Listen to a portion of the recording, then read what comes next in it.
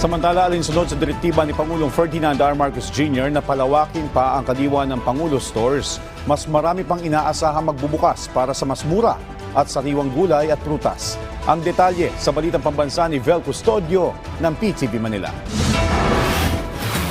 Bagamat may mas malapit na palengke mula sa kanilang bahay, dumayo pa sina Jacqueline at Merceline sa kadiwa ng Pangulo sa 3S Center Mapulang Lupa, Valenzuela City.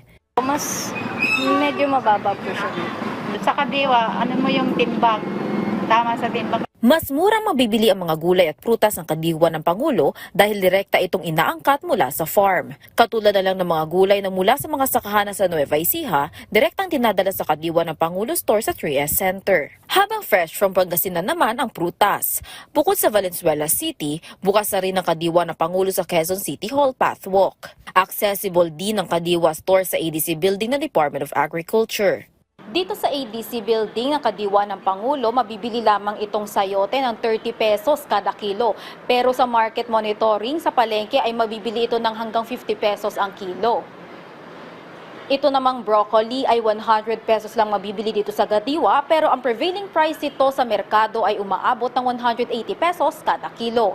Habang itong patatas ay 70 pesos lang dito, pero pag sa palengke ka bumili ay umaabot ito ng 100 pesos kada kilo. Samantala, tuloy-tuloy din ang pag-release ng NFA rice, lalo na't pabor ang produksyon ng palay sa klima. Actually, sa ngayon, mas maganda yung init ng panahon para sa mga halaman, lalo na sa palay. Para mas madali siyang tuyuin, pag hinarvest mo, konting bilad na lang, tuyo na. So I think it's more positive than negative, no? So unless El Nino na may maagang mga nagtanim, pero tingin ko wala pa naman. So, I think it's not a negative thing na medyo mainit ngayon. Mula NFA warehouse sa Valenzuela City, 5 truck na naglalaman ng tig-100 sako ng bigas ang dadalhin sa DAFTI at itatransport sa Kadiwa Center.